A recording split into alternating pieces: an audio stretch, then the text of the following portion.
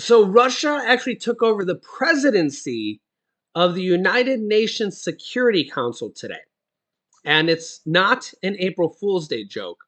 This is a rotating thing that happens. And it's absolutely insane that Russia is getting this position here.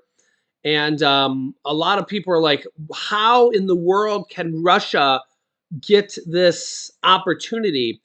And here's what Russia is saying here. Take a look at this. Yeah, so you can see here the Russian Federation on April 1st will take over the presidency of the United Nations Security Council, a shift in power that may seem extraordinary amid the war in Ukraine, them literally invading another country, and that most of the world is trying to prevent. Despite the international condemnation and allegations of President Vladimir Putin's forces committing crimes against humanity in Ukraine, remember the ICC, International Criminal Court, actually putting an arrest warrant out for Putin because of the crimes they have committed and taken thousands of children. It will be Russia's turn here on April 1st to step into the leadership position, which is now today, which changes on a monthly basis. Russia holds the power of veto on Security Council's resolutions, something that Ukrainian President Volodymyr Zelensky criticized last year when he said the bloc should act decisively or dissolve itself after the atrocities committed in Bucha came to light, if you remember what happened there. Saying, quote, "We are dealing with a state that is turning the veto of the United Nations Security Council into the right to die," he said. A year later from Zelensky's address, Russia's membership still remains, and as the country sits as a permanent member alongside the US, France, the UK, and China.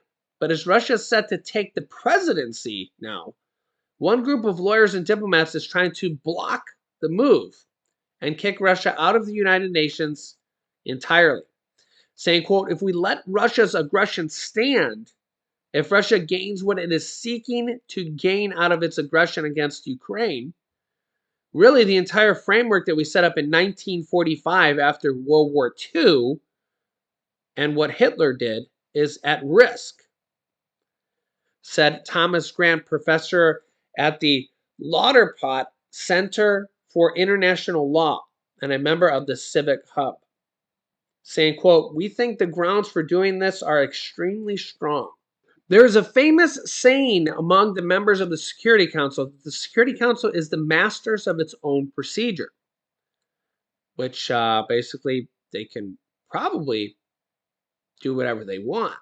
Kyiv says that Russian United Nations Security Council presidency is a symbolic blow, as the Kremlin said on Friday it plans to, quote, "exercise all of its rights in the role."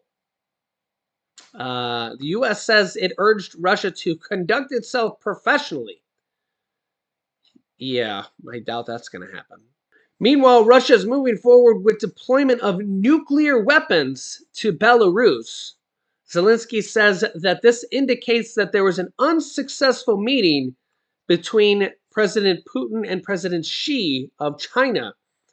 They're now moving nuclear weapons over to the country of Belarus. What they plan to do with them, I don't know. They plan to use them on Ukraine and start a nuclear war.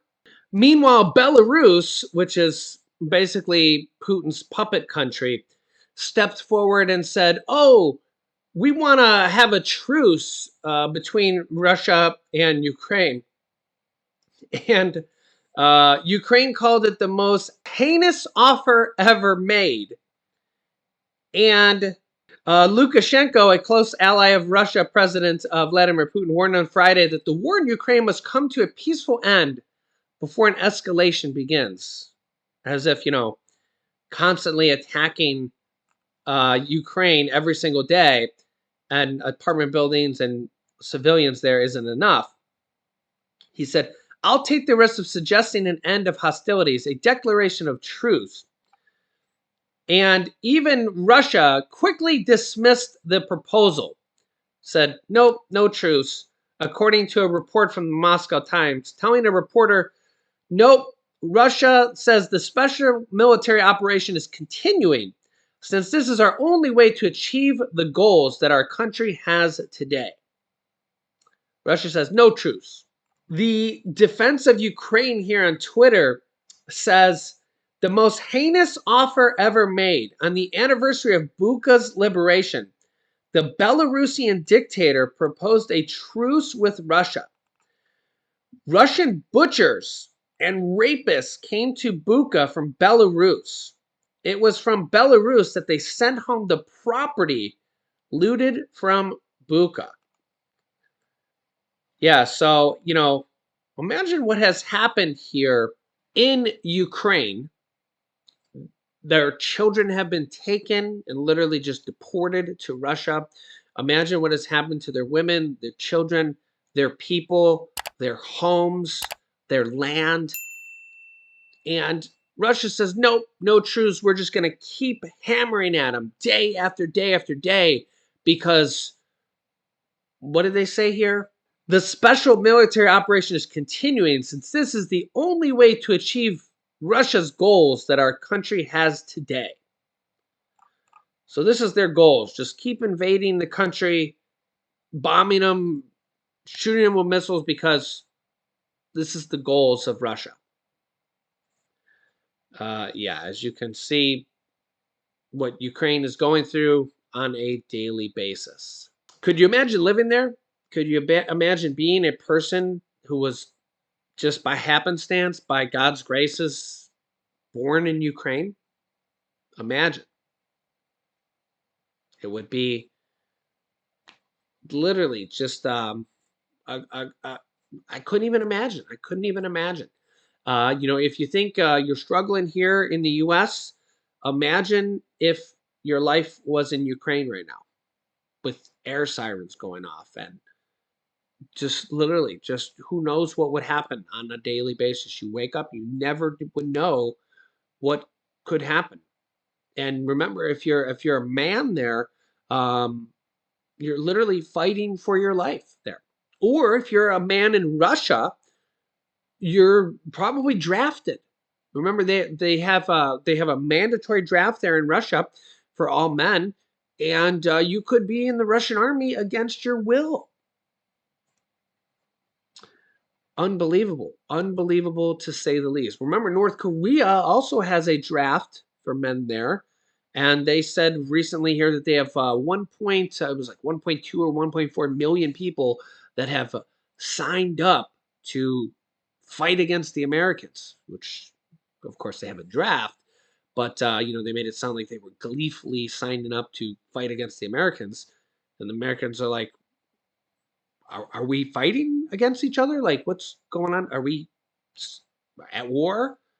And it's just like this is kind of what these other countries are like. What are they? What's going on in their heads over there?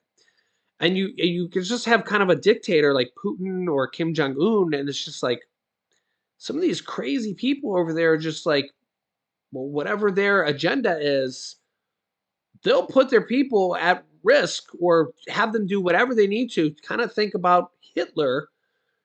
They'll do whatever it takes to get what they want done. And then after the war is over, you think about the people that fought for Germany, the people in their armies and stuff, they didn't even know what was going on. You see some of those interviews and some of those, you ask them, like, why were they fighting? Well, first of all, if they were in the army, they had no choice. They'd either be deserters or traitors, and then you know what happened to them. So, first of all, they didn't even really have a choice. They had to follow orders, right? Second of all, they were just they were told what they needed to hear, right? Oh, we're here to liberate these people. Oh, and of course, you know what Germany tells the people about Ukraine. Oh, they're Nazis. We're here to liberate them. Oh, they're bad people. Oh, we're here to defend Mother Russia. You know the rhetoric, right? And it's just like, in the reality of it is, Russia's shooting missiles at people's apartment buildings at people's homes, at churches, at hospitals, and it's just like Ukraine's just there. It's just a country, it's just there by itself. They're not attacking Russia before this happened. Like they were bothering Russia. And of course, Russia will tell you anything you want to hear. Like, oh, they're a country of Nazis. We have to go in there and get them. And of course, remember Russia years ago took over Crimea. Now they want to take over Belarus. Now they've leaked plans to take over. They want to take over Moldova as well. Oh, is Moldova a country like this too? Oh, they want to take over Belarus. Oh, they want to take over the country of Georgia too now. The reality of it is that Putin just wants to put back all the country of the USSR, which this country it's broken apart now. All these countries have gone off and now are their own countries. Putin just wants to take them back by force. So he's just willing to do whatever it takes to take over these countries and go to war. And again, women, children, lives at risk, shoot missiles at everybody. Like, he's willing to do whatever it takes. And how many people die, he doesn't care. It's not him. So again, you let me know your thoughts here in the comments. And this is nowhere close to being over. And meanwhile, how many people are suffering?